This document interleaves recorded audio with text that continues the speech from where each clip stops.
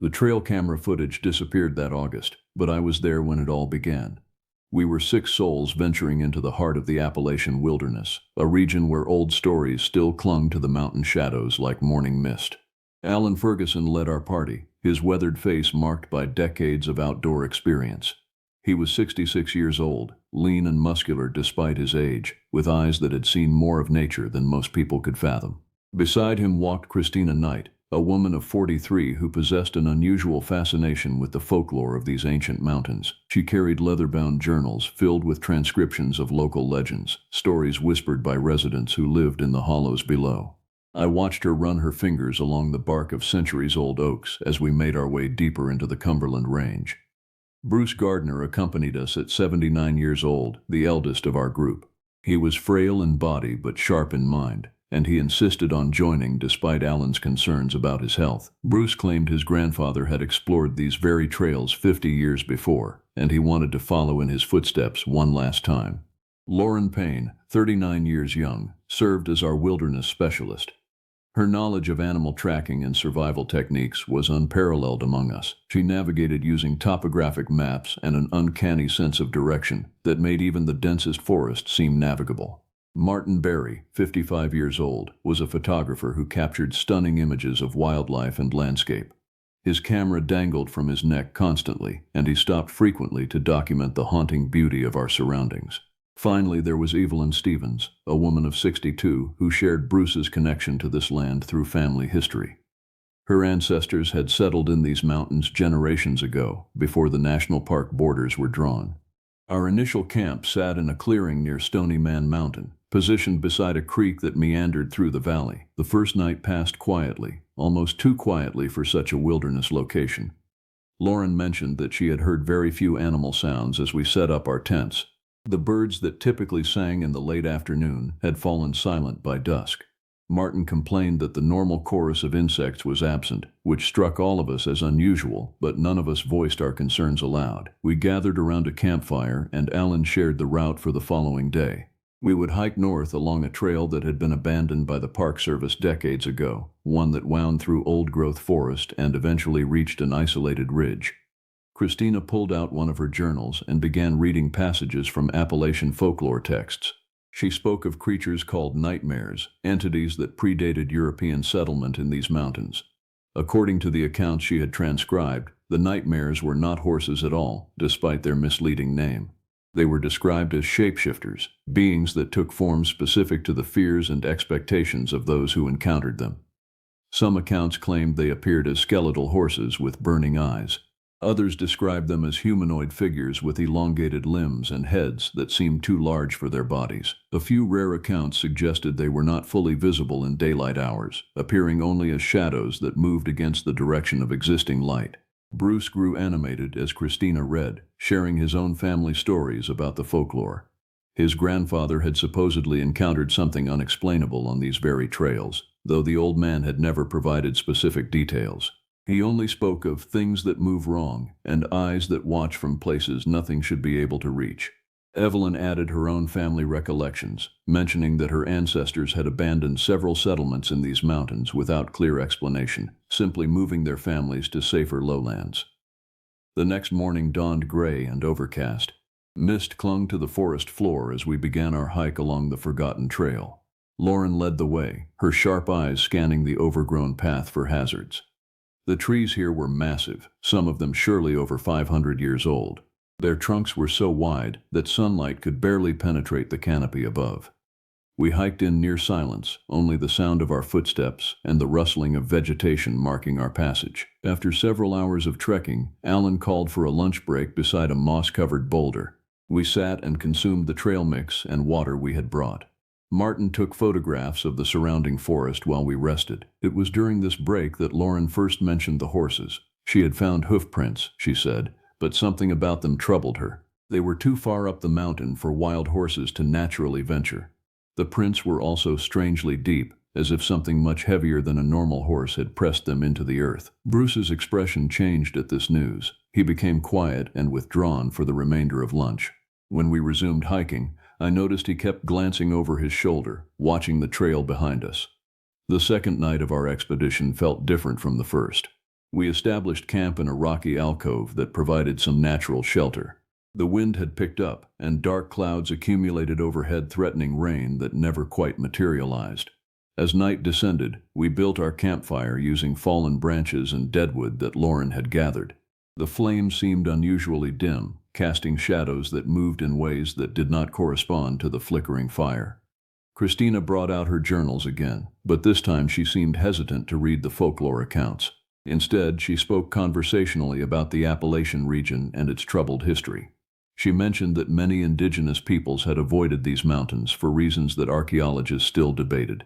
She talked about settlers who had arrived in these hills only to vanish without explanation, their homesteads left intact with meals uneaten on tables and beds unmade, as if the inhabitants had simply ceased to exist. Martin said he wanted to check his camera equipment, but when he examined his photos from the day, he noticed something disturbing in several of them. In the background of multiple shots, far enough away that they would not have been visible to our eyes, there appeared to be shapes moving between the trees. They were blurred, indistinct, but they seemed to be keeping pace with our group. When he zoomed in on these images, the shapes became even more disturbing. They seemed to possess far too many joints, limbs that bent at angles that no human or known animal could achieve. Alan examined the photos carefully, his jaw tightening as he studied them. He suggested the images might be artifacts of the camera or tricks of shadow and light. But his tone suggested he did not believe his own reassurances. That night, I volunteered for the first watch. The others retreated to their tents around 11 o'clock, leaving me sitting by the fire with a thermos of coffee. The darkness beyond our small circle of firelight was absolute and suffocating. Sounds emerged from it that I could not identify, not quite animal calls, something between a shriek and a moan that echoed across the mountainside. Around 2 in the morning, I heard something that made my blood freeze. It was the sound of hoofbeats, the clear and unmistakable clop of a horse walking across the rocky ground surrounding our camp. I stood and grabbed a large branch from the fire, holding it aloft to illuminate the darkness. The hoofbeats continued, circling our camp in a methodical pattern. I could not see the source of the sound, but the hoofbeats drew closer with each circuit. Then the smell reached me, a nauseating stench of rot and sulfur mixed with something acrid that burned my nostrils. A shape emerged from the shadows, barely visible at the edge of our firelight. It had the basic structure of a horse, but something was profoundly wrong with its proportions. Its head was far too large, and its neck was impossibly long, almost serpentine. Where its eyes should have been, there were only dark cavities that seemed to extend far deeper than any eye socket should. As I stared at this impossibility, I felt a scream building in my chest, but my throat would not cooperate. The creature took a step closer, and I realized that its legs were not made of flesh but appeared to be composed of something more akin to smoke that occasionally solidified enough to touch the earth beneath it. I threw the burning branch toward the thing, and it shrieked, a sound so piercing that several of my companions emerged from their tents in panic. The moment the fire struck near the creature, it dissolved into shadow and dissolved completely, vanishing as if it had never existed at all. I woke the others and attempted to explain what I had witnessed. Some of them had heard the hoofbeats but nothing more. Martin and Lauren had both experienced disturbing dreams during their sleep, dreams of running through the forest with something hunting them from behind. Bruce said nothing, but he began packing his belongings, muttering that it was time to leave this place. Christina, however, insisted on remaining another day. She wanted to investigate further, to document evidence of the nightmares for her research. Alan found himself torn between his responsibility to the group and his loyalty to Christina's academic pursuits. We held a vote, and by a narrow margin we decided to proceed deeper into the mountains for one more night before beginning our descent. If we could go back, we would have left immediately. Morning came with difficulty. The sun struggled to penetrate the thick forest canopy, and the light that did reach us seemed somehow diminished, as if the atmosphere itself was absorbing our daylight. We broke camp in tense silence. No one spoke about the previous night, though its memory hung over us like a suffocating weight. Lauren took point again, but she moved with less confidence than before. Her hands trembled slightly as she consulted her maps and checked her compass. Several times she had to stop and reorient herself, claiming the mountain's magnetism seemed off. As we hiked deeper into the wilderness, the forest began to change. The trees became more twisted and gnarled, their bark darker and more heavily scarred. The vegetation on the forest floor thinned out significantly, leaving only bare rock and sparse patches of lichen. Christina was in her element, constantly examining features of the landscape and marking them in her journal. She spoke about the spiritual significance of certain rock formations and how indigenous peoples had believed that certain valleys were gateways between worlds. Bruce grew increasingly agitated as the day progressed. He kept insisting that we were going the wrong direction, that we had somehow passed the point where we should have turned back. But Lauren's maps and compass readings confirmed we were on course. The path we followed was barely visible, just occasional markings on trees and subtle changes in the terrain that indicated a trail existed at all. Around midday, we came upon something that stopped us all cold. Deep within a ravine that opened beside the trail, there was a grouping of what appeared to be skeletal remains. At first I thought we had stumbled upon animal bones, perhaps deer or elk scattered across the ravine floor. But as we descended carefully to investigate, we realized what we were actually seeing. Among the bones were fragments of clothing, metal buttons and leather that had been worn by human hands generations ago. Martin began photographing the scene while Lauren examined the remains more closely. She estimated that some of these bones had been here for many decades, perhaps even longer. The clothing patterns and construction methods suggested origins from at least 50 years in the past, possibly much more. Christina was ecstatic. She believed we had discovered evidence of the missing settlers that appeared throughout Appalachian folklore. She began sketching the arrangement of the remains in her journal, noting that the bones had been scattered in an unusual pattern. Most of the remains were positioned with their heads pointing toward the center of the ravine, arranged in a circular formation, as if they had been deliberately laid out. Bruce refused to descend into the ravine with us. He remained at the top, watching our investigation with obvious distress. When we finally climbed back up, he grabbed Alan and pulled him aside, speaking in urgent, hushed tones. I could not hear what he said, but Alan's face grew increasingly pale. After several minutes, Alan returned to the group and announced that we would be descending the mountain by a more direct route, cutting our expedition short by a full day. Christina protested loudly, but Alan's decision was final. As we began our descent along a steeper path that Lauren admitted was not technically part of any official trail, the weather began to deteriorate. Clouds rolled in from the west, thick and dark and moving with unnatural speed. The temperature dropped dramatically, and soon a cold rain began to fall. The trail became treacherous, slick with mud, and running with water. We moved slowly, carefully, acutely aware that a single misstep could send someone tumbling down the mountainside. It was during this descent that Martin first realized his camera was missing. He had been taking photographs throughout the day, and the device had simply vanished from around his neck. He insisted that he had not taken it off, that it must have slipped away somehow. Lauren offered to go back up the trail to search, but Alan refused to allow it. We were spread out too thin already, and the weather was rapidly becoming more dangerous. Martin descended in a state of distress, continually glancing back up the mountain as if he expected his camera to materialize behind him. The rain intensified as afternoon gave way to evening. We had not found suitable shelter, and Alan made the decision to camp in a rocky outcropping that provided minimal protection from the elements. Our tents were set up quickly but poorly, and we spent the evening huddled inside them, listening to the storm rage around us.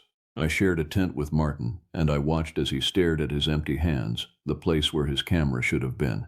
He kept repeating that something had taken it, that he had felt it being lifted away from him. I did not argue with him. I had felt things in this forest too, presences that moved at the edge of perception, watchful and waiting.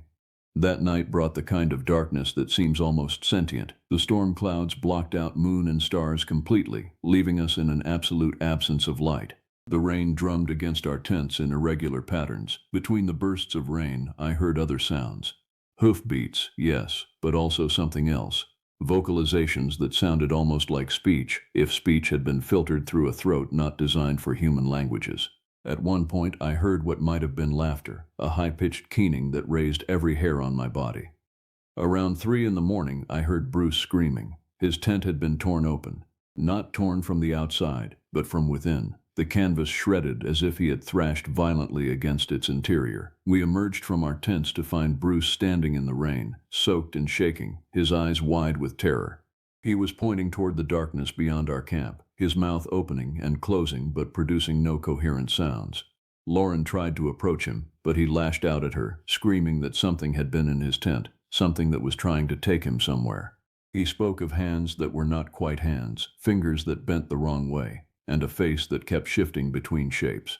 A smell of decay and wrongness had filled his tent, he said, and something had whispered words in a language that his mind could not quite process, but that his body understood as a threat. Christina and Alan worked to calm him, but Bruce was inconsolable. He climbed back into his tent and remained there for the rest of the night, though none of us heard him sleep.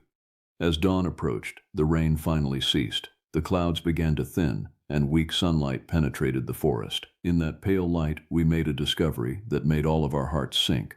Around our camp, scattered across the rocky ground in a perfect circle, were dozens of hoof prints. They completely surrounded our position, pressing into the earth in a methodical pattern.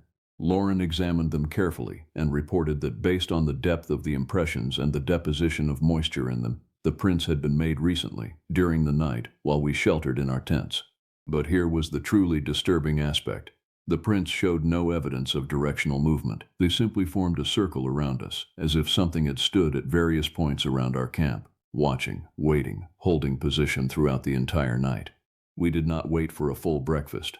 We packed our tents and supplies hastily and began descending the mountain at a pace that bordered on reckless. Alan set a punishing speed, moving down the slope with little regard for the safety considerations that normally governed his decisions. Behind us we could hear something moving through the forest, not trying to conceal its presence, not bothering with stealth. The sounds came from multiple directions simultaneously, hoofbeats echoing from different areas of the mountainside, the crashing of something large moving through undergrowth, and those terrible vocalizations that might have been speech or might have been something far worse. That's when Lauren told the group to separate and use every technique we knew to mask our paths. She was drawing upon her years of tracking experience, and she split us into 3 groups with instructions to take different routes down the mountain and rendezvous at our vehicle parking area. Alan stayed with Christina and Evelyn. Lauren took Bruce and Martin with her. I was left with instructions to take an eastern path and reach the vehicles separately. The solitude of the descent was both a relief and a torment. I moved quickly through the increasingly thinning forest, my focus entirely on reaching lower elevation where the trees would thin and the landscape would open up. Behind me, I occasionally heard sounds that might have belonged to my companions or might have belonged to the things that pursued us. I could not tell anymore. The forest seemed to close in around me, the afternoon light taking on strange properties as it filtered through the canopy. Distances became meaningless. A ridge that appeared to be 50 meters away might have been 500. Sound seemed to come from multiple directions at once, bouncing off rock faces and reverberating through the dense air. I finally emerged from the thickest part of the forest around 5 o'clock in the evening. The landscape opened up into a series of meadows that gradually descended toward the valley floor where our parking area waited. I sat for a moment to catch my breath and drink some of the water I had carried. In the distance, I could see the first real signs of human civilization, a fire tower on a distant ridge and smoke rising from what must be a structure in the valley below. I waited as instructed, watching the trail for the others to emerge. Alan's group appeared first, emerging from the western trail around 5:30. Christina was pale and trembling, and Alan supported part of her weight, suggesting she was struggling with the rapid descent. Evelyn looked physically unharmed, but her expression suggested she had experienced something deeply disturbing. I waved to them, and they made their way across the meadow toward me. They had a story to tell. They had descended relatively quickly, but had noted something profoundly unsettling during their descent. Behind them, the sounds of pursuit had been constant, but additionally, whatever was following them had at times seemed to anticipate their movements. Twice, creatures appeared on the path ahead of them, forcing them to backtrack and find alternative routes. Christina described seeing something that appeared in the shape of a horse one moment, and something roughly humanoid the next, the transformation happening so quickly that she was not entirely certain if it had really occurred. Alan reported hearing voices, terrible distorted voices, that seemed to be calling their names. They had stopped responding to any sounds, assuming that the pursuers might be mimicking the voices of their group members. Lauren's group was delayed. We waited in the meadow as the sun descended toward the western horizon, painting the sky in shades of orange and red. At one point, Alan suggested we should begin hiking toward the parking area and meet them on the way. But both Christina and Evelyn protested, insisting that we needed to stay visible to the others. So we remained in the meadow, our anxiety growing with each passing minute. Around 7 o'clock, as twilight began to deepen, we heard sounds coming from the trail that Lauren's group was supposed to use. They emerged from the forest, but something was immediately wrong about their arrival. Lauren came first, moving stiffly, almost mechanically. Behind her came Bruce, his movements jerking and uncoordinated. Martin followed several paces back, and the moment I saw him, I knew he was not entirely present in his own body. His eyes had a glazed quality, and his mouth hung slightly open. Lauren's voice, when she spoke, sounded hollow and wrong, as if something was puppeting her vocal cords without full understanding of how human speech worked. She said that they had encountered something on the trail. She described it with perfect clarity, detailing every feature of the creatures that had appeared to them. They were humanoid in basic structure, but possessed too many joints in their limbs. Their heads were elongated and hairless, with features that suggested they were not entirely solid, as if their faces were constantly shifting beneath their skin. They had spoken, using voices that seemed to come from inside the skulls of the humans they addressed. The creatures had tried to convince the hiking group to follow them deeper into the mountains, promising rewards and knowledge and strange visions, but Lauren's description became increasingly difficult to understand as she continued speaking.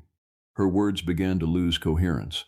She spoke of places that do not exist, of mountains made of bone and forests made of screaming. She described sensations that no human body could experience or survive. Bruce and Martin added their own descriptions, their voices overlapping, creating an unsettling chorus of distorted human speech that seemed designed to trigger some primal sense of wrongness in anyone who heard it. I realized what was happening. These were not my companions. Something had learned to mimic human form, had learned to reproduce human speech and movement, but the process was imperfect. The beings could not quite remember how human bodies worked or how human minds processed language. They were approximations, copies made by something that had observed us but did not truly understand us. Alan reached the same realization at the same moment I did. He grabbed Christina and Evelyn and began running toward the parking area, which still lay several kilometers away across open meadowland. I ran after them, even as the things wearing the shapes of my friends began to give chase. The pursuit across the meadow was surreal. The creatures moved with an awkward gait, their legs bending at wrong angles, their movements seeming to defy basic physics. Yet they covered ground impossibly fast, their pace increasing as they pursued us down the slope toward civilization. We reached the parking area as darkness fell completely. Our vehicles sat as we had left them, their presence suddenly representing safety and the return to a world that operated under comprehensible rules. Alan fumbled with the keys to his truck, his hands shaking so violently he nearly dropped them. We piled into the vehicle and he started the engine, tires spraying gravel as he accelerated away from the location. As we fled down the mountain road, I watched the things that had worn the faces of my friends standing at the edge of the parking area, their forms already beginning to blur and shift, their eyes following our vehicle as we descended. But we did not all escape. That night we discovered that Bruce was missing. At some point during the chaos of reaching the vehicles, he had not made it inside with the rest of us. Ellen turned the truck around to search for him, but the parking area was empty except for our vehicles. Bruce's final moments remain unknown. We reported the incident to authorities, but the story we told seemed so impossible that the rangers suspected we were either lying or had experienced some kind of mass hallucination.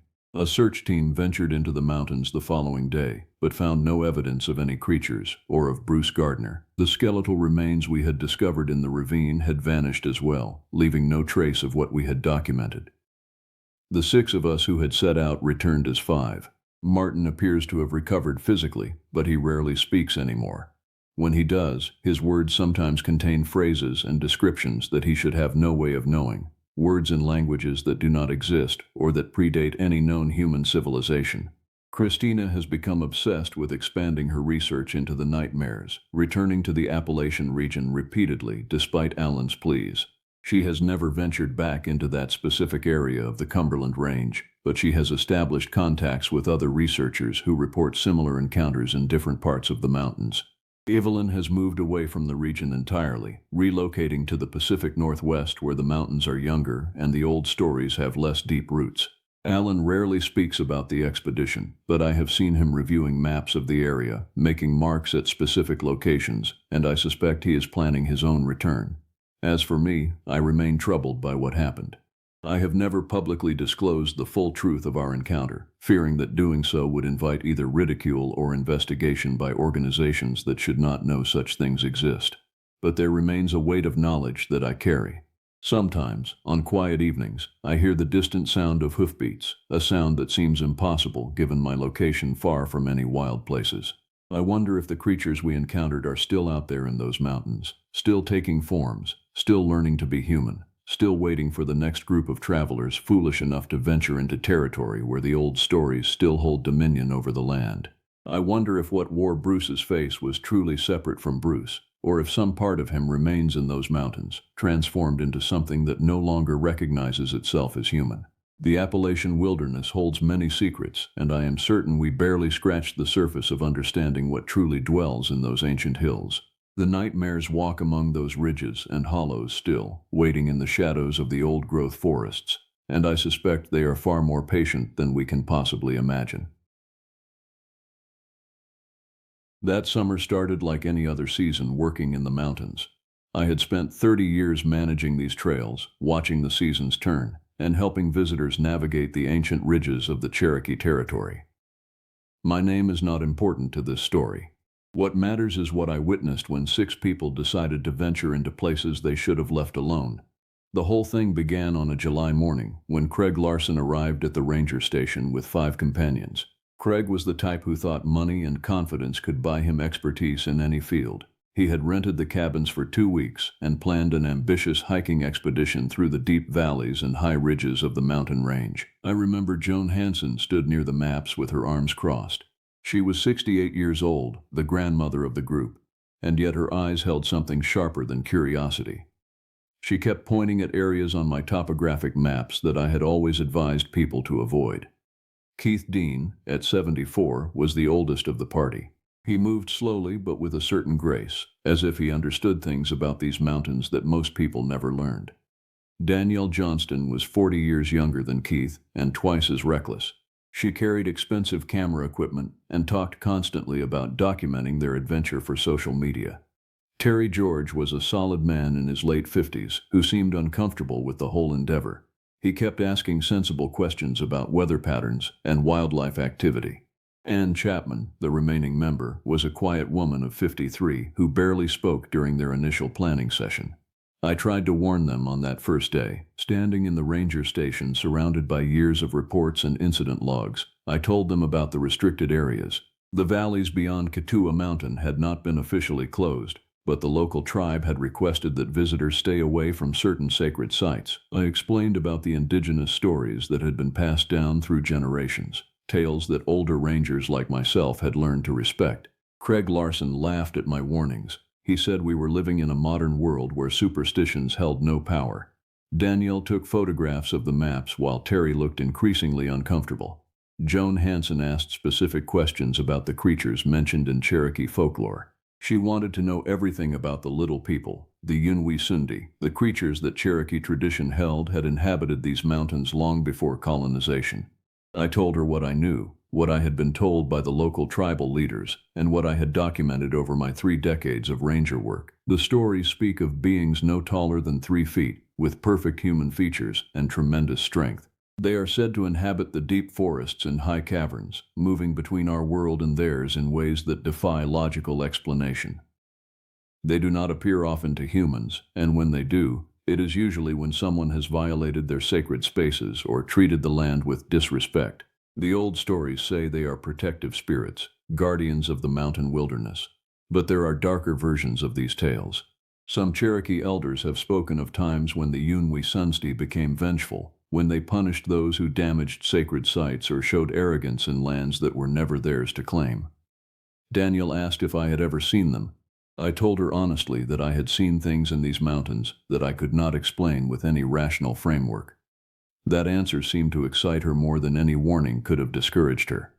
The weather forecast for the first week looked favorable. A high-pressure system sat over the region, and the only concern was the possibility of afternoon thunderstorms. I helped them gather their permits and gave them detailed route information, marking clearly on their maps the areas I strongly advised them to avoid. Craig insisted on taking a trail that would lead them into the Katua Valley. through terrain that few modern hikers ever traversed. I printed out topographic details and told them to stay on marked paths. I told them to be off the trails before sunset. I told them not to investigate any structures or markings they might find in remote areas.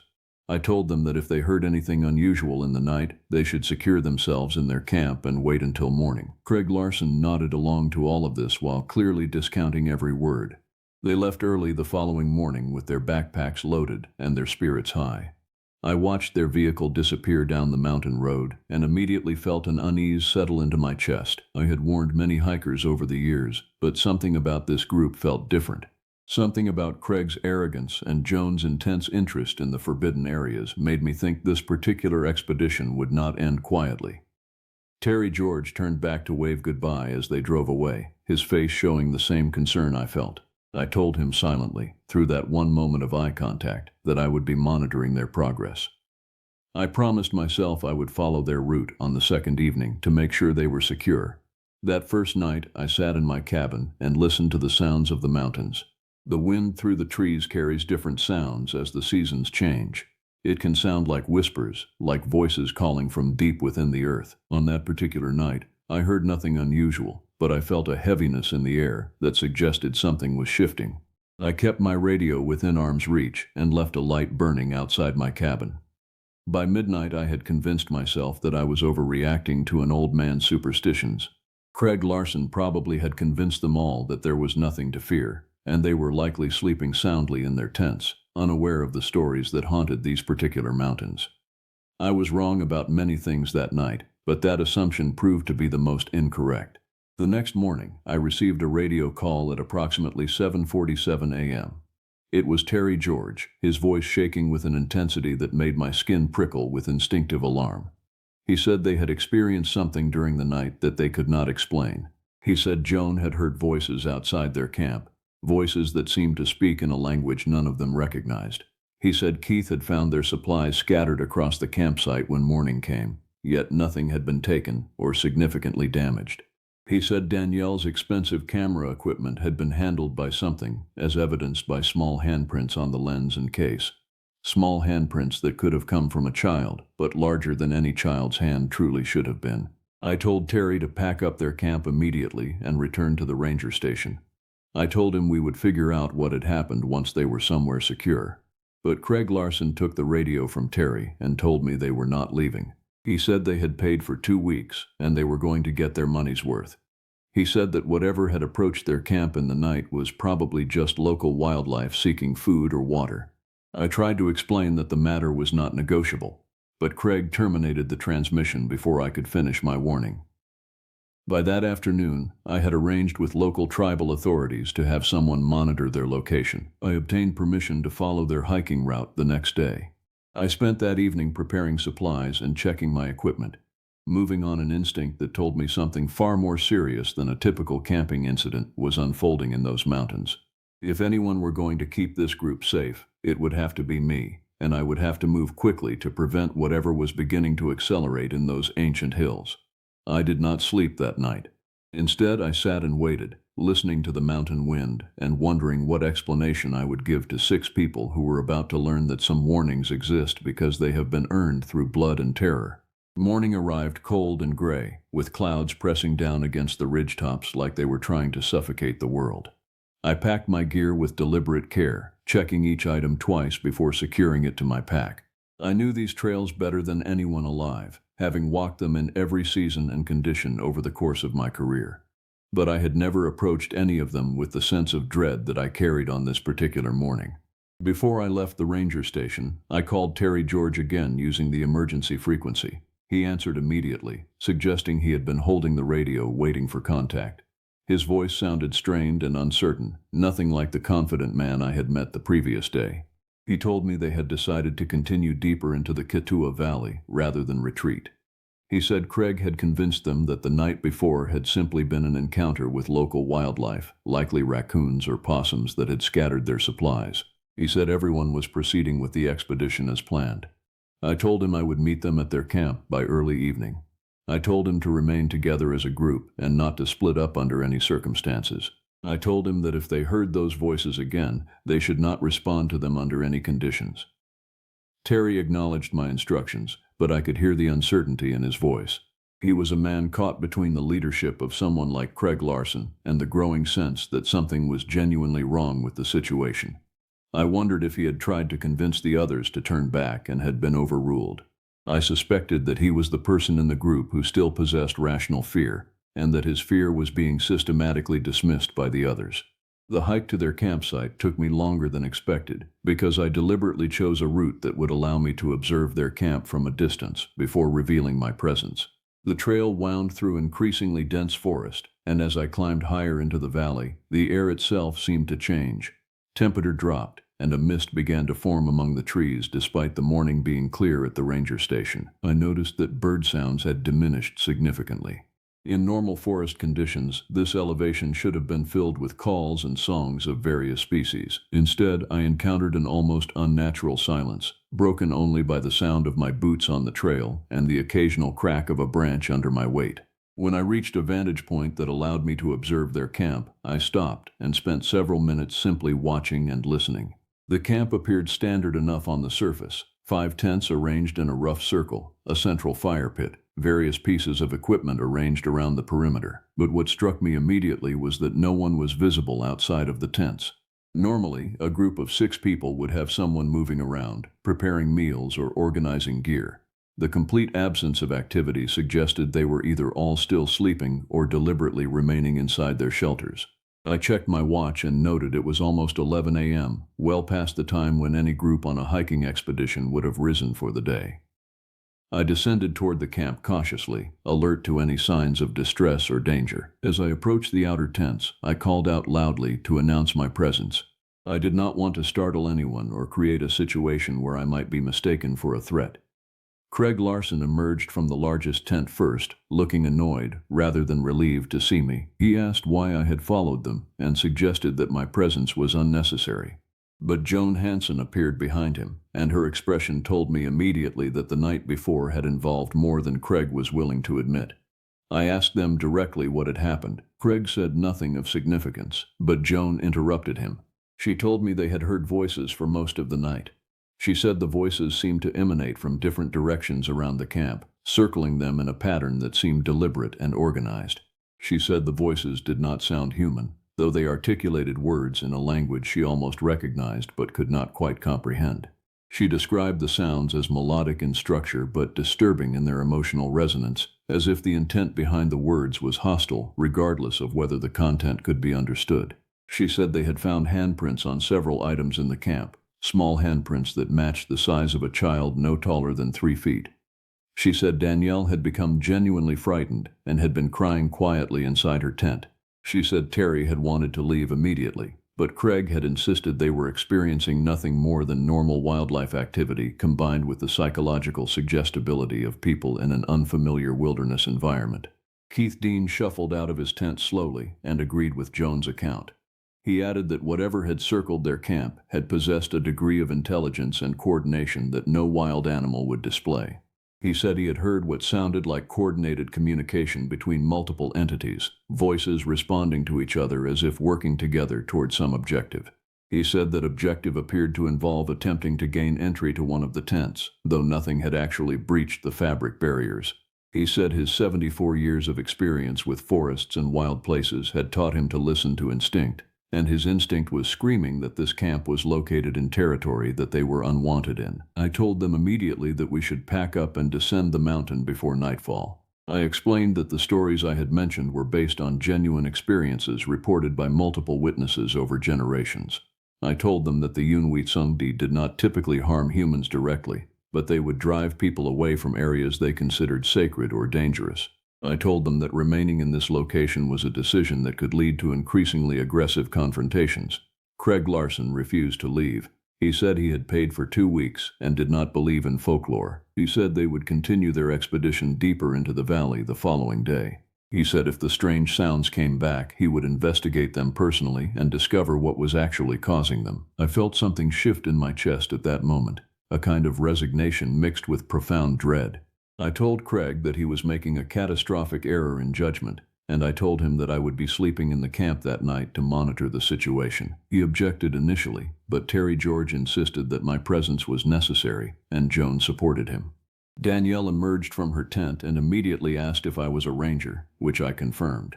She seemed to take some comfort in my presence, asking if I had brought additional security equipment or emergency supplies. I showed her what I was carrying and explained that my primary goal was to document what occurred during the night and to be prepared for any situation that required immediate evacuation. Ann Chapman had remained silent throughout this entire exchange.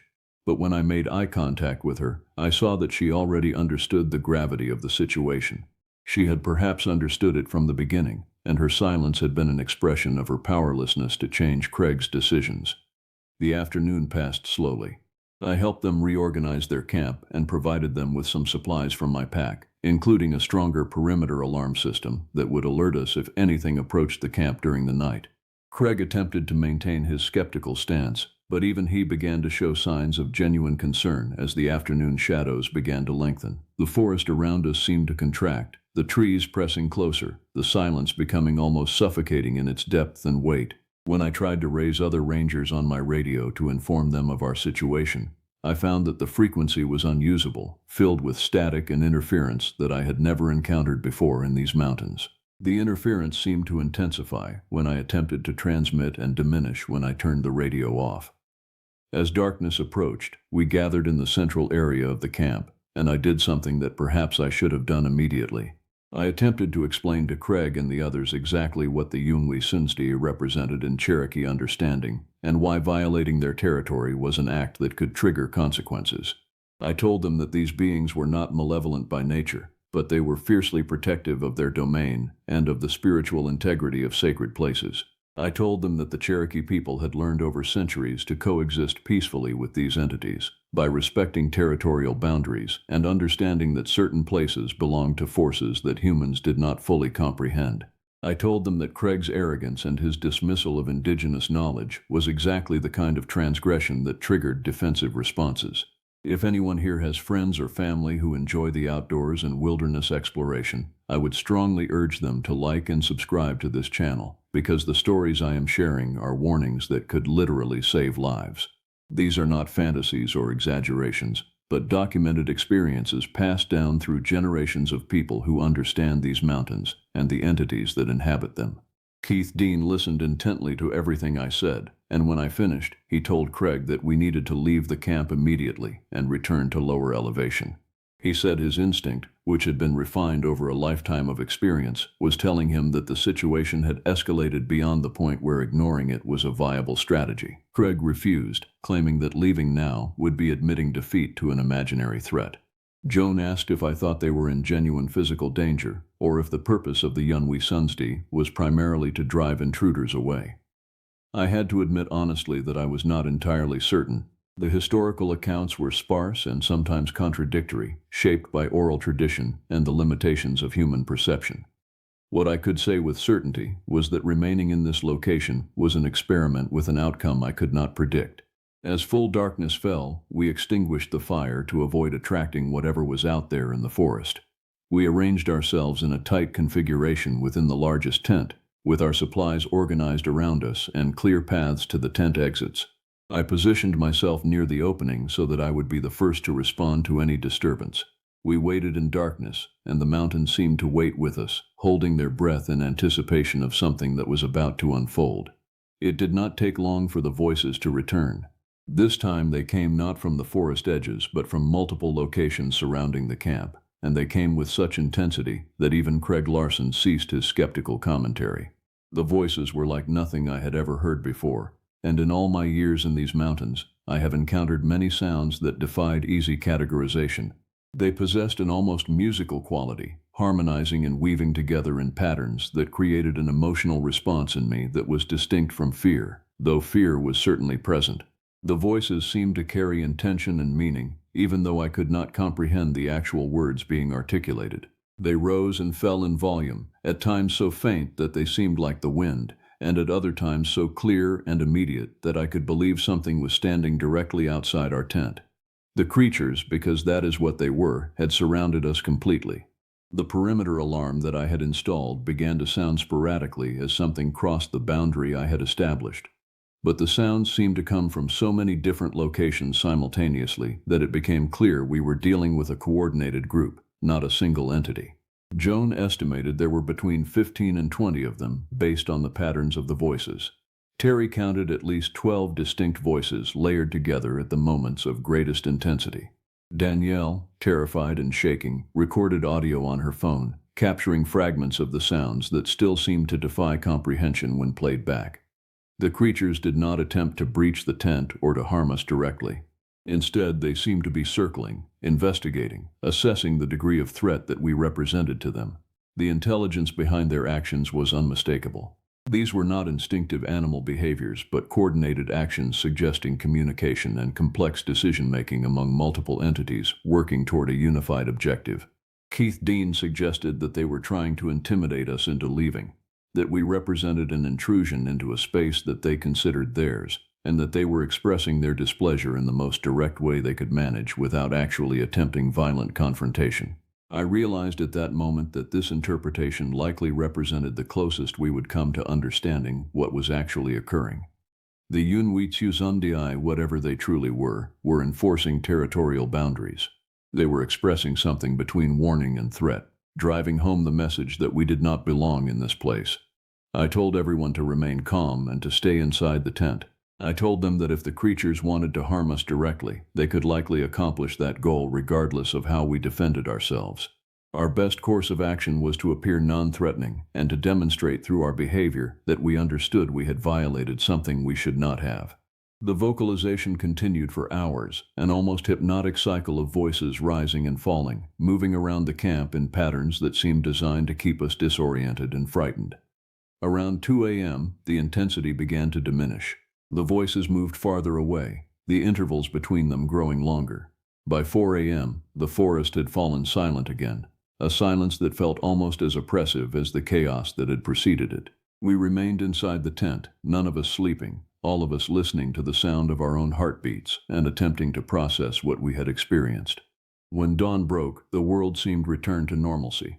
Birds sang from the trees, and sunlight filtered through the tent fabric, but none of us moved to step outside immediately. Craig Larson was no longer arguing that we should stay. Instead, he sat quietly, his face pale and his expression reflecting a fundamental shift in his understanding of reality.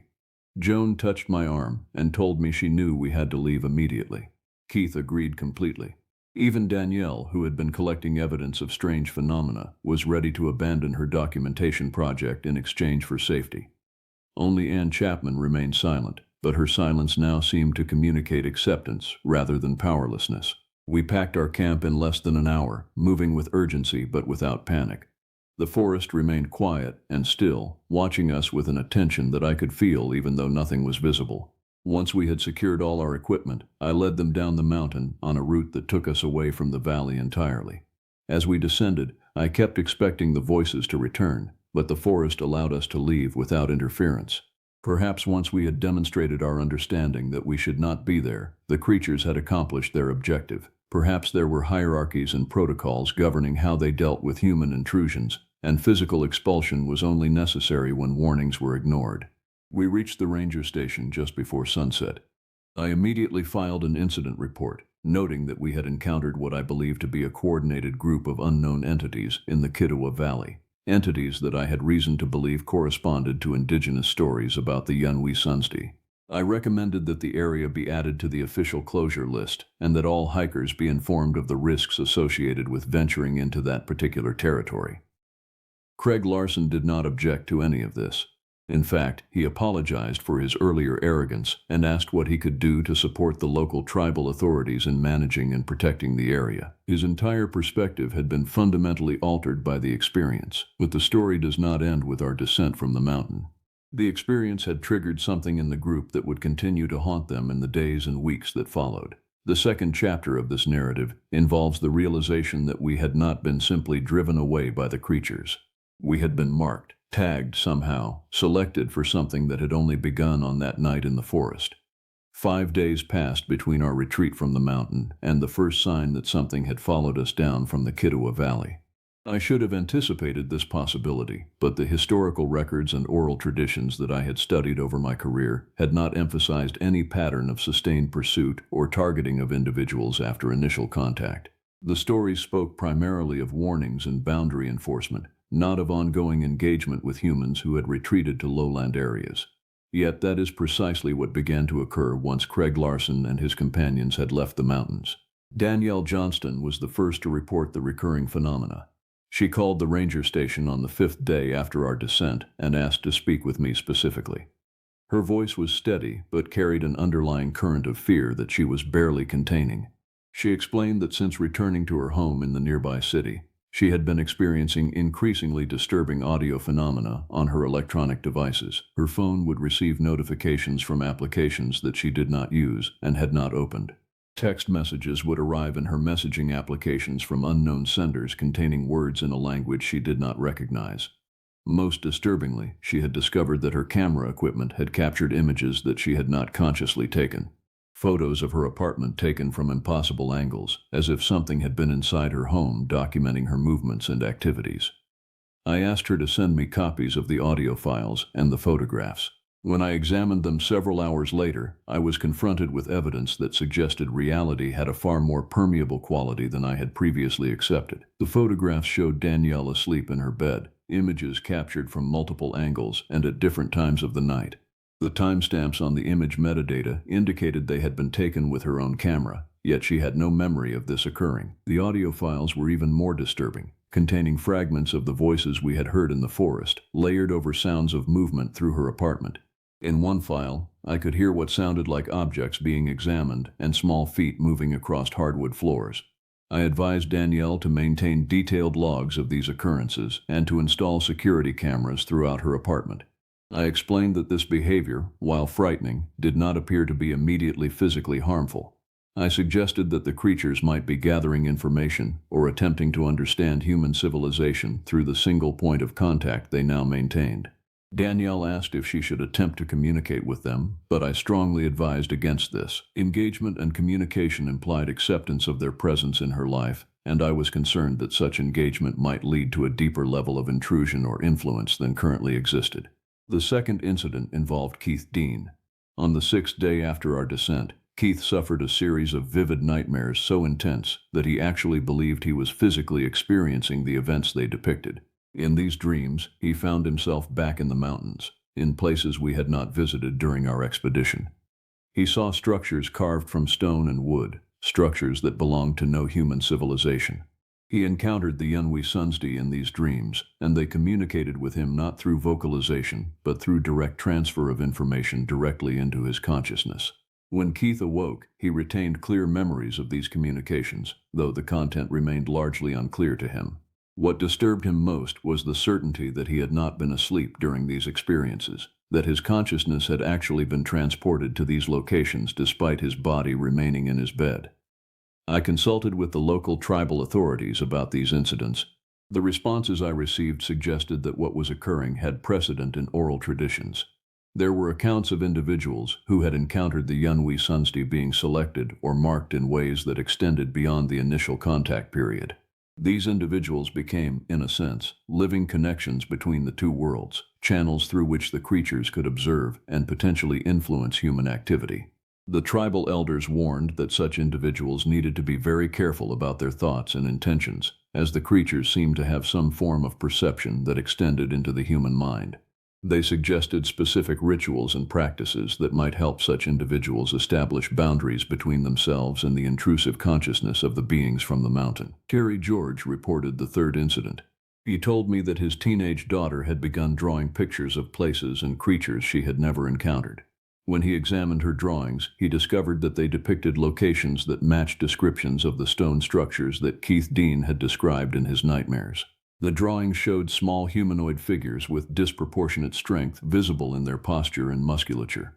In the drawings, these figures appeared to be engaged in activities that looked almost domestic, as if the girl had somehow accessed memories of how the YUNWI TSUNSDI actually conducted their daily lives. Terry asked if the creatures could somehow affect people who had not been present at the initial contact. I had no definitive answer, but I suspected that once someone became aware of the creatures, once they became part of the cognitive sphere of this situation, they might become vulnerable to whatever form of surveillance and influence was currently being employed. Anne Chapman arrived at the ranger station on the seventh day. She had driven down from the mountains in silence, speaking to no one during the journey. When I greeted her, I immediately sensed that something fundamental had shifted in her. She moved with a peculiar grace and precision that had not been present before, as if every motion was being calculated by an external force. She asked to speak with me privately, and once we were in my office with the door secured, she told me something that transformed my understanding of the entire situation. She explained that she had been aware of the YUNWI TSUNSDI long before the expedition. Her family had a history of encounters with these entities spanning multiple generations. Her great-grandmother had been Cherokee, and knowledge of the little people and their nature had been passed down through her family line. She said her mother had warned her repeatedly never to venture into the Kituwa Valley because her family blood made her particularly susceptible to attention from these beings. But she had accepted Craig Larson's invitation anyway because she had wanted to understand the nature of this inheritance, to confront directly the reality of the creatures that had haunted her family for generations. What she revealed next sent a chill through me that I struggled to process. She said that on the night we were circled by the creatures, she had not remained in the tent. Instead, she had slipped outside during the period of darkness when no one was watching closely. She had ventured to the forest edge and had made direct contact with the YUNWI TSUNSDI. She had communicated with them using language that her family had taught her, language that she did not even remember learning until the words emerged from her mouth in that dark forest. She said the creatures had recognized her bloodline and had greeted her not as an intruder, but as a returning member of a world she had been separated from by generations of human settlement and cultural disruption. She told me that the creatures had not circled the camp to drive them away. They had circled to identify which members of the group should be marked for closer attention. Danielle had been selected because her camera equipment had allowed the creatures to understand modern human technology and its implications. Keith had been selected because of his age and the breadth of experiences he carried in his consciousness. The others in the group had not been chosen because they lacked certain qualities that the YUNWI TSUNSDI deemed significant or interesting. But Anne herself had been chosen to be a bridge, a living connection between the two civilizations. I asked her what this meant for the people who had been marked. She explained that the creatures had no intention of causing them direct harm, but they were very interested in gathering information about how humans currently lived and operated. They were concerned about human expansion into their territories and the potential ecological damage that such expansion represented. They believed that by maintaining contact with selected individuals, they could better understand human motivations and potentially influence human behavior in ways that would protect their own interests. This revelation raised profound ethical and practical complications. I found myself confronting the reality that I was now aware of an intelligence existing within my region that was actively engaging with human consciousnesses without informed consent.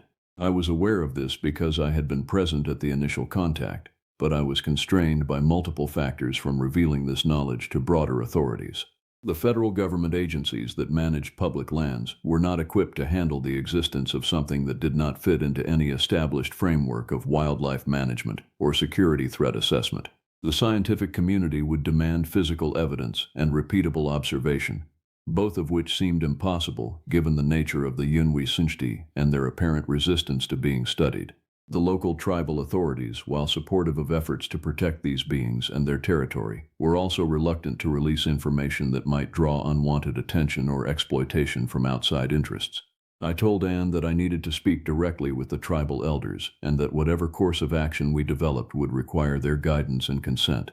She agreed with this and indicated that she had already been in communication with her family, who were in turn consulting with members of the Cherokee Nation who possessed hereditary knowledge about the YUNWI TSUNSDI. She said her family was interested in establishing a formal protocol for interaction between humans and these beings that would replace the current pattern of accidental contact and reactive response. Over the following weeks, I participated in meetings with tribal authorities, elders, and academics who had devoted their careers to studying and documenting Cherokee folklore and history. What emerged from these discussions was a complicated picture of a situation that had been ongoing for centuries, but had largely been driven underground by European colonization and the systematic erasure of indigenous knowledge. The YUNWI TSUNSDI were real entities, though their exact nature and origin remained mysterious. They were apparently responding to ecological threats and human encroachment by developing more active engagement with humans who could potentially serve as advocates for environmental protection and territorial respect. Joan Hansen became involved in these discussions as well. She revealed that her intense interest in the forbidden areas had not been coincidental. Her family also had historical connections to Cherokee territory, and she had been researching her own family history and had become aware of her own partial indigenous heritage. She had approached the hiking expedition with the explicit intention of seeking contact with the YUNWI TSUNSDI, hoping to understand her own heritage and to establish a direct connection to her ancestral lands. She was relieved to discover that she had not been randomly selected to be marked, but rather had been recognized as someone with legitimate ties to the territory. Craig Larson underwent a profound transformation during this period. His initial arrogance dissolved completely, and he channeled his considerable resources toward supporting protection efforts for the Cherokee territories and the ecological integrity of the mountain regions. He established a foundation dedicated to purchasing private land holdings adjacent to protected areas and transferring that land to tribal authorities for permanent conservation. He funded research initiatives aimed at better understanding and documenting indigenous knowledge about the mountain ecosystem and its unique inhabitants. The recordings that Danielle had captured during the contact event became a matter of significant interest and debate. Linguistic experts and researchers who specialized in indigenous languages examined the audio files extensively. While no definitive translation was produced, several researchers noted structural patterns in the vocalizations that suggested complex linguistic organization rather than instinctive animal behavior. The evidence supported what we already knew, that the YUNWI TSUNSDI were intelligent beings with sophisticated communication systems and social organization. As for my own experience, the months following the hiking expedition were a period of intense integration and processing. I had encountered something that fundamentally challenged my understanding of consciousness, reality, and the nature of the beings that inhabited the world around us. I had to reconcile my training as a ranger and a man of logical empiricism with phenomena that could not be easily explained through conventional scientific frameworks. What sustained me through this period was the support of the community, both the local human residents and the tribal authorities, who acknowledged the reality of what I had experienced and did not demand that I rationalize something that existed beyond rational explanation. I continued in my position as a ranger, but with expanded responsibilities that included liaison work with tribal conservation efforts and monitoring of the specific territories where the YUNWI TSUNSDI maintained their presence. I maintained regular contact with Keith Dean, who had become deeply interested in the experiences he had undergone and was working to document and understand the information that had been transferred to him during his nightmares. I checked in periodically with Danielle, who had adapted to her role as a living connection to these beings and was documenting her experiences in ways that preserved the privacy and dignity of the entities she was in contact with. Anne Chapman eventually settled in the mountains, choosing to establish permanent residence within the region so that she could deepen her connection to both her human family and the YUNWI TSUNSDI that she had been selected to bridge. What I learned from this entire sequence of events is that the world contains mysteries that we have not yet developed the capacity or the frameworks to fully understand. The mountains hold secrets that predate human civilization and will continue to exist long after our own species has passed into history. The YUNWI TSUNSDI are real, and they are watching us, evaluating our actions and our intentions, assessing whether we are capable of coexisting peacefully with the natural world that sustains us all. They have chosen to engage with us, not through violence or overt aggression, but through subtle influence on the consciousness of individuals who demonstrate openness to experiences that transcend conventional reality. For anyone listening to this account, I would offer this final warning and this final wisdom. The places we designate as sacred and forbidden are sacred and forbidden for reasons that extend beyond cultural superstition or arbitrary restriction. If you hike these mountains or encounter similar places marked as restricted or off-limits, respect those boundaries completely. The creatures that inhabit these spaces are not interested in harming those who treat their territories with appropriate respect and deference. But they are profoundly protective of their domains, and they are capable of making their displeasure known in ways that will fundamentally alter your understanding of what is real and what is possible. I have shared this account because the 6 members of that expedition asked me to, because they believed that others needed to understand the reality of these encounters and the stakes involved in how we treat the remaining wild places on our planet. I have shared this account because I have come to believe that knowledge, honestly conveyed and carefully considered, is the only armor that can protect us against the kinds of encounters that technology and conventional science cannot explain or defend against. The mountains are watching. The small people who inhabit them are not hostile, but they are not to be trifled with. Respect the boundaries, honor the sacred spaces, understand that there is more to this world than what we can measure and quantify. And if you find yourself in territory where the normal sounds of the forest have been replaced by an unnatural silence, if you hear voices that you cannot quite understand calling from the darkness, leave immediately. Do not investigate. Do not attempt communication. Do not assume that your weapons or your technology will provide any protection. Simply go and count yourself fortunate that whatever dwells in those places has decided to let you leave alive. This has been my account, my testimony to what I have witnessed and learned in these mountains. I offer it to you as a gift of knowledge and as a warning drawn from experience purchased with genuine fear and genuine wonder. The morning light filtered through the lodge windows as we assembled our gear for what would become the worst decision of our collective lives. Wayne Armstrong stood near the stone fireplace, his weathered face scanning the topographic maps spread across the oak table, while his wrinkled hands traced the blue lines of streams cutting through the deep green contours of the Appalachian wilderness. I watched him study those maps with the focus of someone who had spent 63 years in these mountains and believed he knew every secret they held. Julia Brooks entered carrying her hiking boots and a thermos of coffee, her 41 years of carefully maintained composure already showing signs of strain as she glanced at the forecast report pinned to the refrigerator. She had insisted on this trip, declaring that summer vacation would restore something we had all lost in the grind of our ordinary lives. Russell Harper sat in the corner armchair, his 76-year-old frame wrapped in a wool sweater despite the warm season, his sharp eyes watching each of us with the intensity of someone cataloging last moments. I would think about that look later. Natalie Grant emerged from her assigned bedroom carrying a hiking pack that seemed almost comically large for her slender 36-year-old frame. She had trained for weeks, driven by something she never fully explained, but which I sensed was more than simple recreation. Her fingers trembled slightly as she secured the pack's hip belt.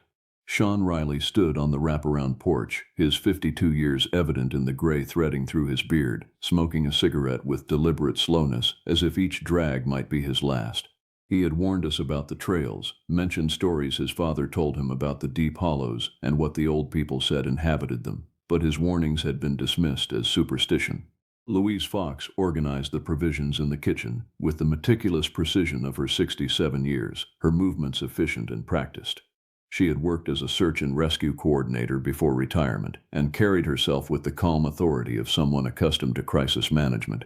I stood among them all, observing, documenting in my mind every detail of that final morning before we ventured into the ridge country. None of us knew that observation would become my only tool for survival. The plan was simple enough.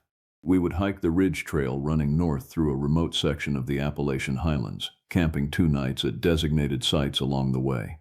The trail was supposedly well marked and commonly used by experienced hikers. What the guidebook failed to mention was that the reason hikers avoided certain sections had nothing to do with difficulty ratings or elevation gain. By 10 o'clock that morning, we were loaded into 2 vehicles, heading toward the trailhead parking area roughly 2 hours northeast of the lodge. Wayne drove the lead vehicle with Russell beside him, while Julia, Natalie, and Louise occupied the rear seats.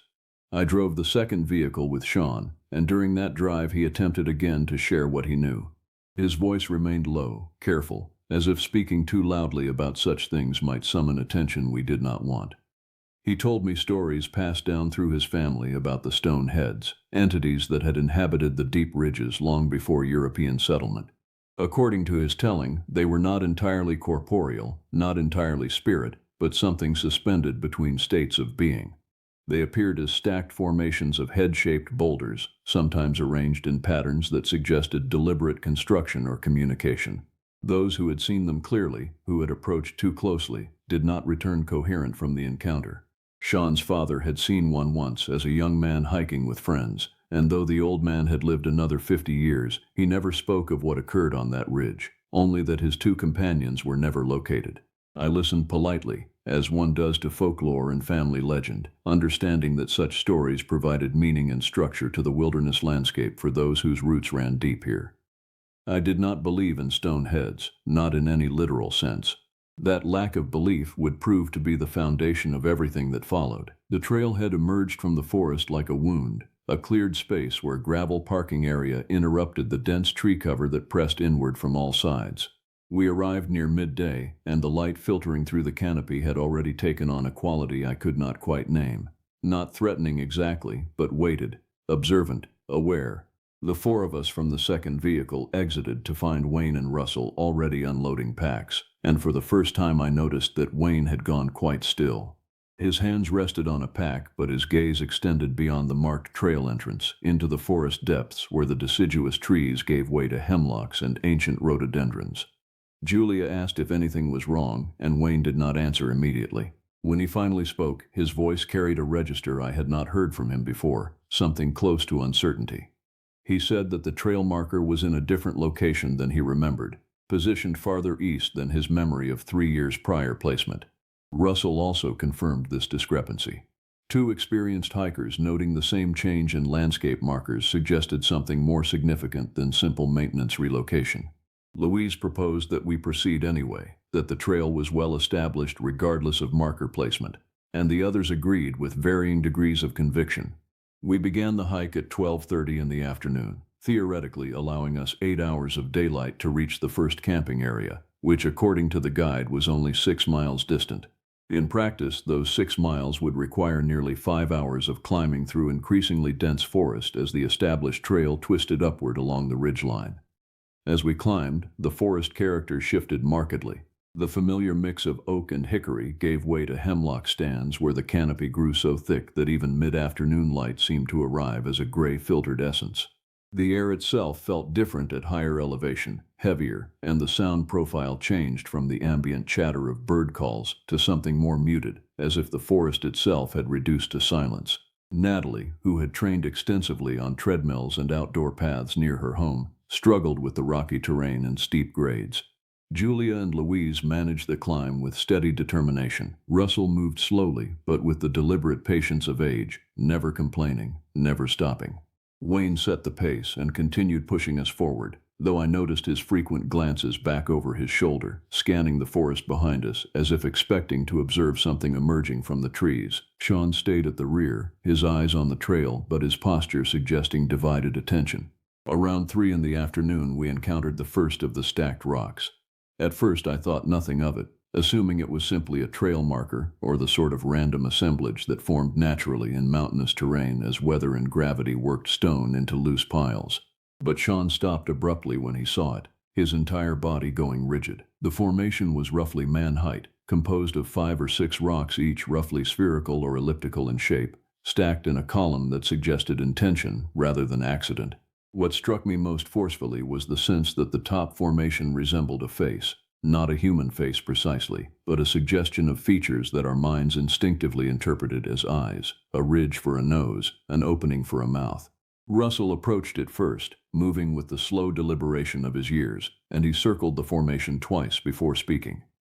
He said that in his 76 years of living in these mountains and hiking these very trails, he had never constructed such markers nor observed hikers doing so. Wayne confirmed that the formation was not present on his previous visit to this ridge. Natalie asked if it mattered, if we should simply proceed, and I heard the slight edge of unease in her question. Sean finally spoke, and his voice carried absolute certainty. He said these formations were the stone heads of his family's stories, that they served as markers for something in the forest, messages from entities that inhabited the deep places where humans rarely ventured. We were supposed to turn back. In that moment, standing before a simple arrangement of stacked rocks in a forest clearing, I experienced the first true tremor of apprehension. The formation seemed to watch us, though I understood the anthropomorphizing of inanimate objects reflected my mind's pattern-seeking behaviors rather than any genuine sentience present in the stones. Still, I suggested we take it seriously, that perhaps the local stories held enough truth that caution was warranted. Wayne refused to retreat. He said we had committed to this hike, that we had set out from the lodge with a purpose, and that rock formations would not alter our course. Julia agreed, adding that we had paid for the guide and the permits and the logistics of this trip, and that superstition should not defeat us. Russell simply nodded in support of continuing. Louise expressed no preference either way but began adjusting her pack with the posture of someone resigned to proceeding. Only Natalie and Sean seemed to harbor doubts, but neither possessed sufficient conviction or social standing to press the matter. We continued up the trail. Within another hour, we encountered two more formations, each positioned at rough intervals along the path upward.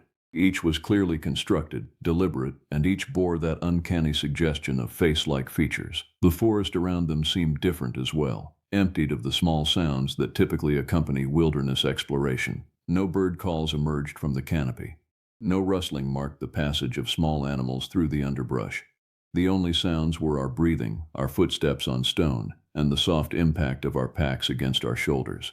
By the time we reached the first camping area at nearly 5 in the evening, exhaustion had begun to override any remaining sense of unease.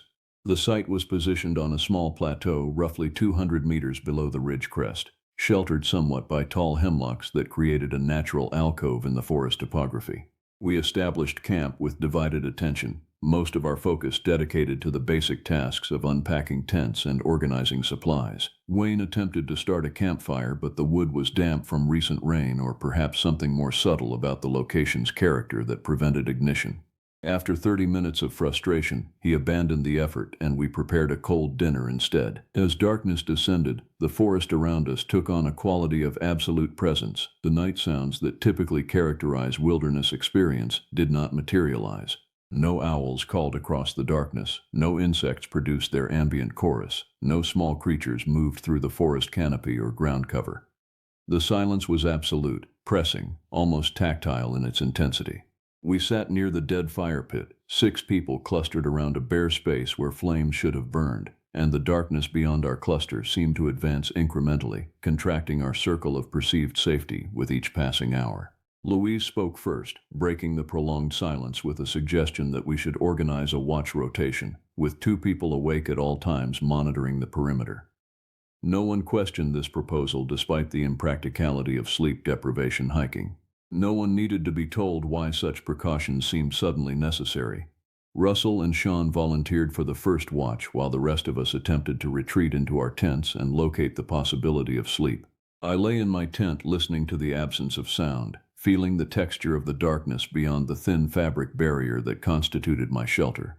Every slight movement or sound registered with exaggerated significance, processed by a mind increasingly convinced that something in the forest was cognizant of our presence and was studying our behaviors with more than casual interest. At some point during that first night, I heard Sean's voice raised in alarm, calling the names of the others, and we emerged from our tents to find Russell standing at the edge of our clearing, facing into the forest darkness with an expression that I had not seen on his ancient face before.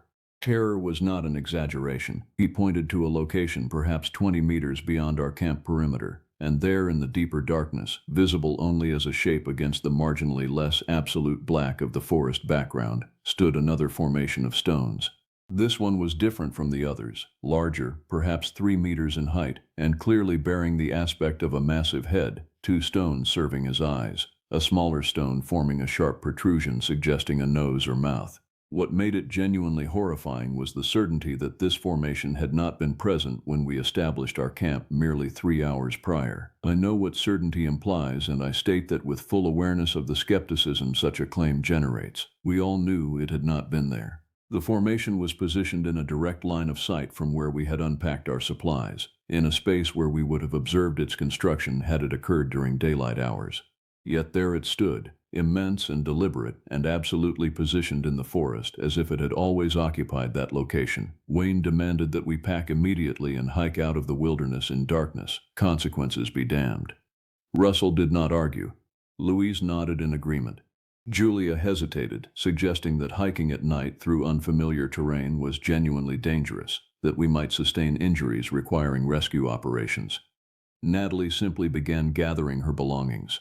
Sean stood motionless, staring at the stone head, his lips moving in what might have been prayer or incantation, or simply the repetitive recitation of thoughts he could not voice. I began to explain that the trail in darkness would be hazardous, that we needed to consider our options systematically. But even as I was speaking, I was gathering my own gear with movements that contradicted my rational arguments.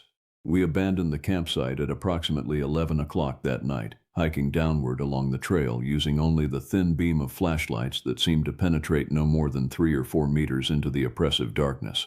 Wayne led, moving with a recklessness born from terror rather than confidence, his footfalls occasionally sending small rocks tumbling down the steep incline ahead of us. Russell struggled with the descent, his aged body unsuited for such rapid movement on unstable terrain, and Louise positioned herself behind him, offering steadying contact when his footing threatened to betray him. Julia and Natalie moved together, their flashlight beams crisscrossing in nervous patterns that revealed little but suggested much. Sean remained at the rear, his flashlight pointed backward into the darkness we had traversed rather than forward along our path of flight. I occupied the middle of our group, recording observations with the part of my mind that refused to fully surrender to panic. The forest around us seemed to press inward with malevolent intent. Trees that we had passed earlier appeared unfamiliar when approached from the opposite direction, or perhaps our darkness-heightened perceptions made them seem transformed into entities arranged specifically to impede our flight. I distinctly recall thinking that the forest was playing with us, that our fear provided sustenance for something that inhabited these ridges, that our panic was precisely the response desired by whatever intelligence moved through the hemlock darkness around us. After approximately 45 minutes of descent, Wayne abruptly halted and raised his hand, signaling us to stop. We gathered around him, and he directed our attention to the trail ahead, where a figure stood in the illuminated circle created by his powerful flashlight. At first my mind struggled to process what my eyes received. The figure was humanoid in vague configuration, but possessed a quality that could not be reconciled with human anatomy. It appeared to be constructed of stone, yet it maintained the fundamental bilateral symmetry of a human frame. 2 arms, 2 legs, a torso, a head. But the proportions were subtly wrong. The limbs slightly too long, the head slightly too large, the overall silhouette suggesting a corrupted echo of humanity rendered in living rock. Before anyone could formulate a response, the figure simply departed. I use the word departed deliberately because I possess no better vocabulary to describe what occurred. It did not turn and walk away. It simply ceased to be present in the illuminated zone of our flashlight beams, as if our attention had been the only force sustaining its manifestation in our perceptible reality. Russell gasped something that might have been a prayer. Julia backed into Louise, her breathing rapid and shallow. Natalie screamed, a short, sharp sound that cut through the forest night, and immediately we all became intensely aware of how exposed we were, how our sounds rippled outward into the darkness, announcing our location to whatever entities inhabited this place. Wayne resumed moving downward, and we followed without discussion or hesitation. The descent became a blur of stumbled footfalls and panicked breathing. My mind registered details with hallucinatory clarity. The rough texture of tree bark where my hand brushed against it seeking balance. The smell of wet earth and decaying vegetation, and something else, something mineral and ancient like the air inside a deep cave. The sound of Russell's labored breathing behind me, each inhalation seeming to require negotiation with his tired lungs. The distant sound of running water that might have been a stream or might have been the rush of my own blood in my ears.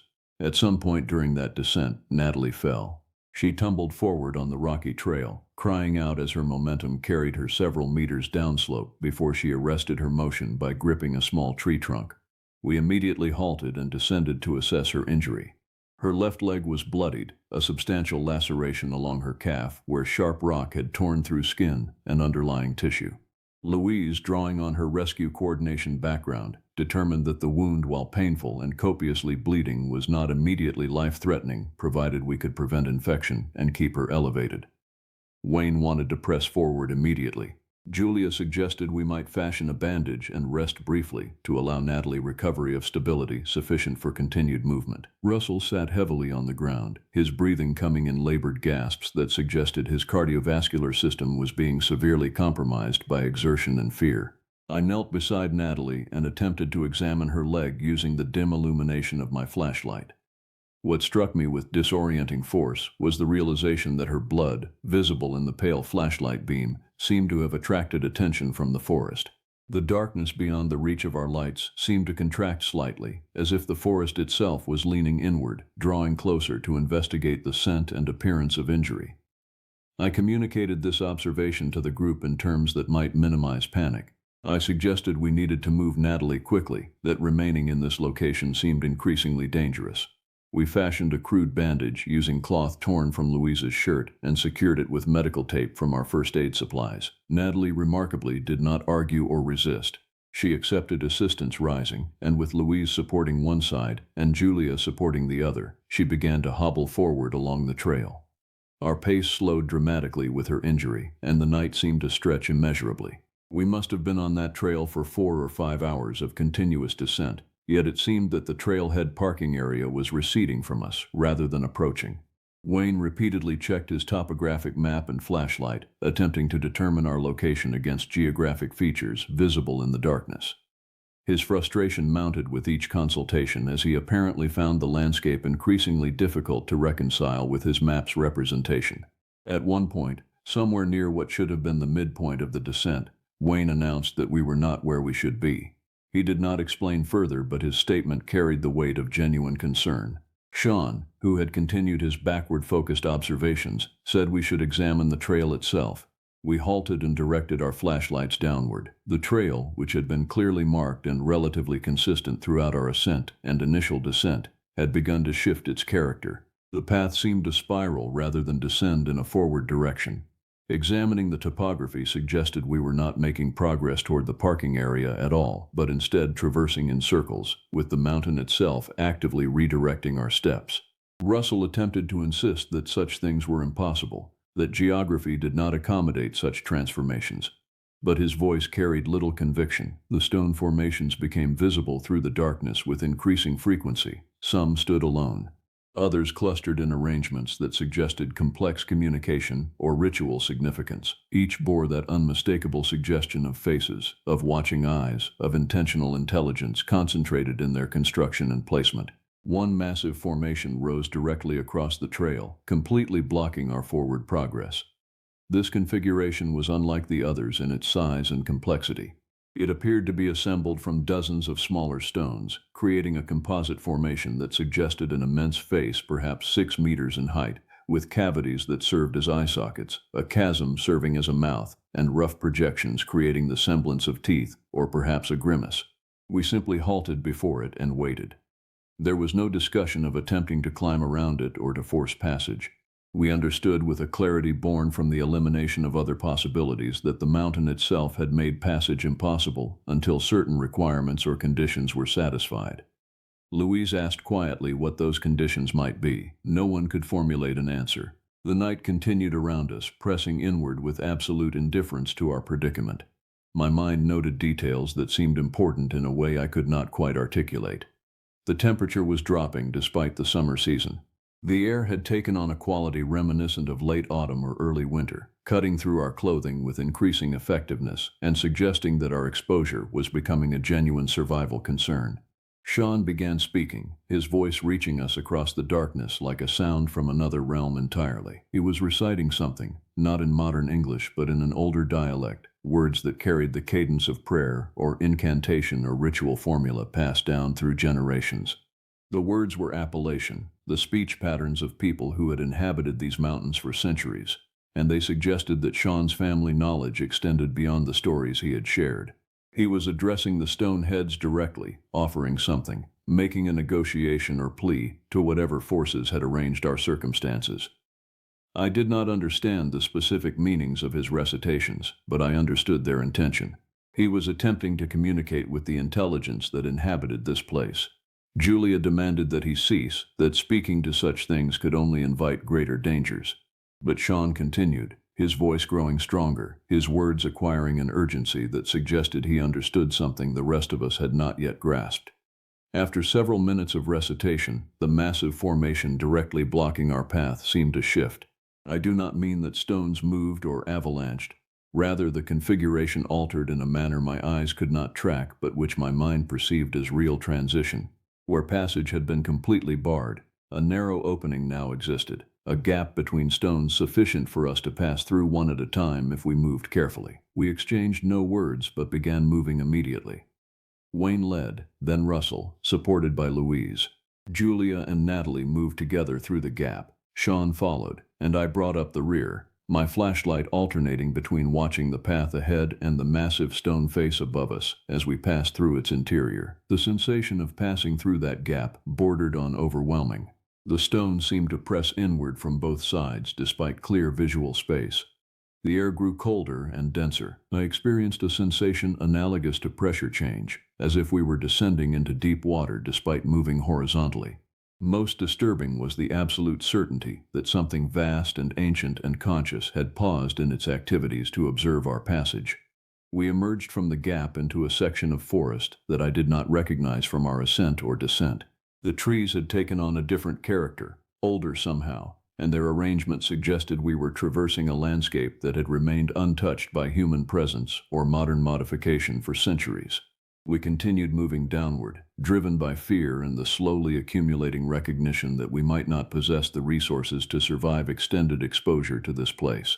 The sky lightened eventually, not through the intervention of dawn but through a gradual diminishment of the absolute darkness that had defined the night hours. We had been hiking for approximately 12 hours when the forest composition changed once more.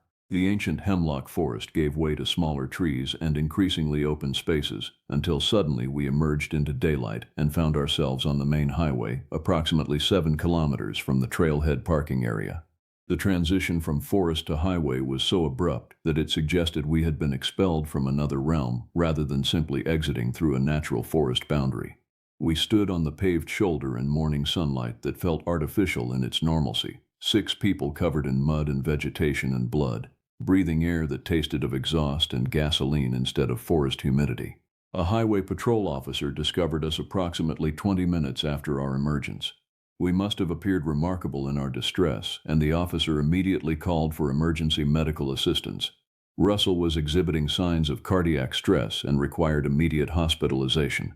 Natalie's leg wound required extensive cleaning and suturing to prevent infection and minimize scarring. The rest of us were examined, questioned, and ultimately released with instructions for follow-up examinations and referrals to mental health professionals.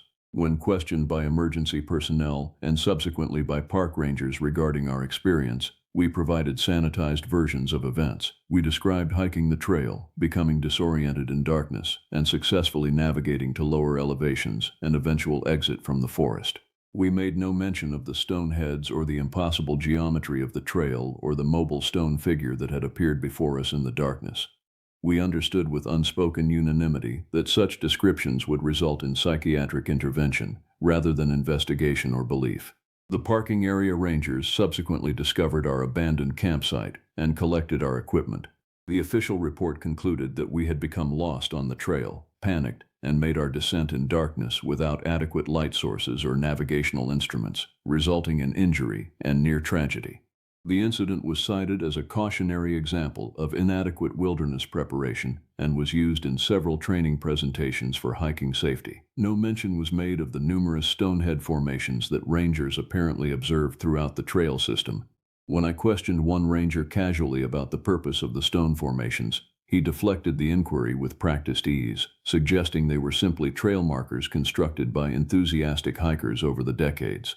His refusal to engage with the topic suggested he knew better, that he understood the true nature of those formations, and that acknowledgement of that understanding was an acceptable casualty of maintaining professional objectivity. Russell required a week of hospitalization before recovering sufficient stability for discharge. His cardiac episode left him weakened and subdued. On the single occasion I visited him in the hospital, he told me something I have not shared with the others. During our night flight down the mountain, there was a period when he fell significantly behind the group.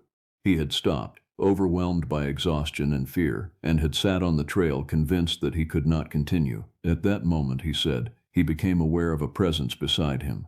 Not visible precisely, but present in a manner his senses could detect. The presence was not hostile or threatening exactly, but it was terrifyingly vast and ancient, and completely indifferent to human suffering or existence. It observed him for what he described as both an instant and an eternity simultaneously. Then it departed, leaving him capable once more of rising to his feet and continuing his escape from that place.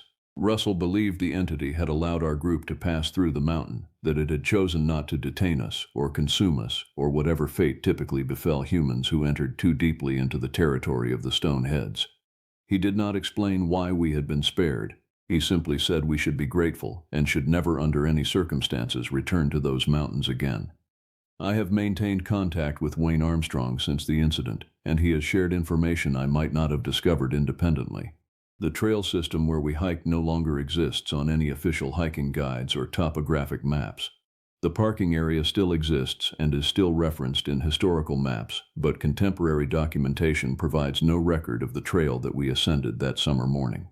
When Wayne contacted the Park Service directly to inquire about official records or designations for that specific trail, he was informed that no such trail had ever been officially maintained, surveyed, or documented. The recommendation was provided that perhaps we had become confused regarding our location, that we might have accessed an unofficial or illegal path into the wilderness. Wayne knows better. He has spent months researching historical documents and archives, examining maps from previous decades and earlier centuries, and he has discovered something that would constitute revelation for most people, but which seems somehow fitting in the context of what occurred. The trail system existed prominently in maps and documentation from the 1800s. 17 counties in the Appalachian region reference the trail and specify its endpoints and general routing. Then, beginning in the 1870s, references to the trail became increasingly rare and eventually disappeared entirely from official documentation. The last reference appears in an 1892 geological survey conducted by Regional University. In that survey, a single footnote mentions stonehead formations observed along the trail in question, noting that local inhabitants were reluctant to discuss or explore that particular route, and that the survey team itself experienced navigational difficulties and equipment failures during their attempt to document the trail.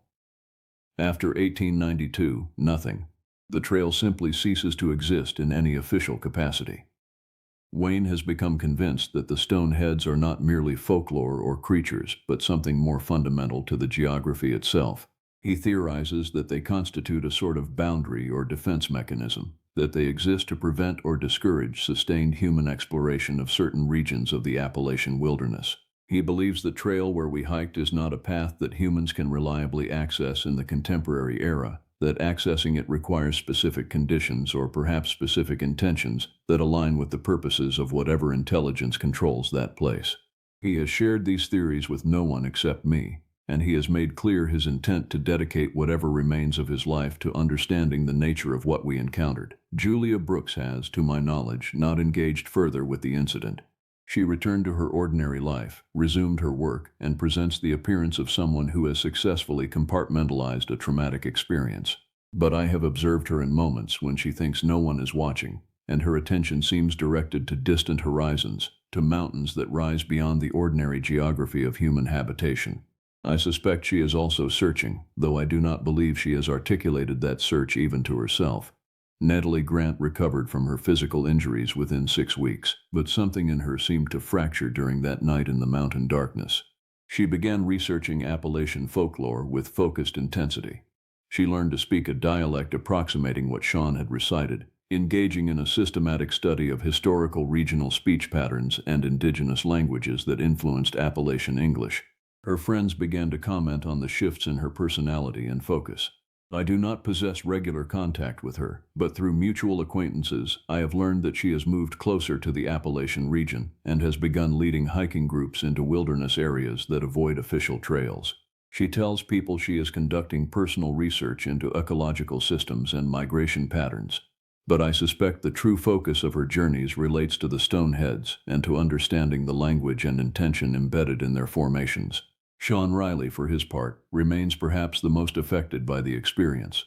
His family knowledge, previously presented as folklore and storytelling, has increasingly become evident as something more fundamental and grounded in actual historical experience. He has contacted surviving members of his extended family, inquiring about written records or oral narratives regarding encounters with stonehead formations. The information that has emerged from these family consultations suggests that encounters with the entities have occurred repeatedly through multiple generations, and that there exists within his family a sort of collective knowledge regarding interaction protocols and survival techniques specific to encounters with these formations. He has not shared this information widely, understanding that such knowledge exists in a space between acknowledged truth and necessary discretion. Louise Fox, who might seem least affected by the incident, has made significant life changes. She has resigned from all organizational commitments and community involvement that occupied her time before the hiking experience. She has sold her house and purchased property in rural North Carolina, closer to the Appalachian region. She spends most of her time hiking, though through official trails and established parks rather than the deep wilderness. But whenever I have encountered her, her attention is divided, and she speaks often of feeling drawn toward locations she cannot quite identify on conventional maps. She describes dreams where she hikes through forests that become increasingly ancient and increasingly aware of her presence, and in these dreams she sometimes encounters Sean walking in the opposite direction, his face bearing an expression of infinite sadness and acceptance. For my part, I have attempted to maintain the appearance of normalcy while simultaneously understanding that normality is no longer accessible to me. I have become a compulsive researcher into Appalachian history, geology, and folklore. I have examined maps spanning 4 centuries. I have read accounts from indigenous peoples, from early colonists, from contemporary hikers who report inexplicable experiences in specific regions. A pattern emerges, though one that resists clear articulation and definitive proof. There are certain sections of the Appalachian wilderness where human navigation becomes unreliable, where topography seems to shift despite its obvious permanence, where the ordinary rules of geography and geology appear to suspend themselves. These locations are rarely visited, rarely discussed, and their avoidance has been encoded into the collective behavior of human populations that occupy adjacent territories for generations. The stone heads, as best I can determine, serve as markers and guardians for these places. They communicate something to those who encounter them, though the precise content of their message remains inaccessible to me despite months of contemplation. Sean believes they are warnings. Wayne theorizes they might constitute a form of territorial claim. Natalie seems convinced they are attempts at communication, that they speak a language that predates human language and carries meaning and intention that human consciousness can perceive only as dread and wrongness. I have come to believe that the distinction between these interpretations is not significant. The stone heads exist in a space that lies outside human comprehension and human categories of understanding. They are not entirely creatures because they display no biological functions consistent with animate life. They are not entirely geological formations because they display evidence of intentional construction and modification aligned with purposes that geology itself does not explain. They are not entirely spiritual or supernatural because they possess materiality and solidity that can be physically perceived and photographed. They exist in a space of fundamental otherness, and our encounter with them has permanently altered our access to what might be called normal existence. The most difficult truth I have come to accept is that the mountain allowed us to depart because we had served our purpose in entering its territory. I do not understand what that purpose was or how it was served by our terrified descent through darkness. But the mountain was not attempting to prevent our escape or to retain us as prisoners. It was, in some manner I cannot clearly articulate, releasing us from a place we should never have accessed. And it carried with that release an implicit understanding that we would carry knowledge of its existence into the world, that we would speak of it, that our testimony would serve as documentation that certain territories exist beyond the boundaries of acknowledged human geography.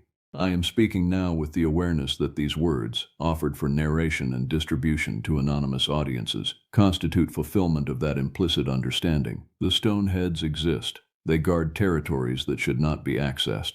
They communicate through arrangements of stone that suggest intelligence and intention and purpose, and they permit some humans to escape their domain while others, those who entered in previous decades and centuries, remain absent from all records and acknowledgement. I conclude this account with the solemn recognition that in speaking these truths, I have transgressed the careful silence that the others and I have maintained regarding the experience. I have exposed something that preferred to remain concealed. And I understand with absolute certainty that this transgression will draw attention from the place beyond the mountains.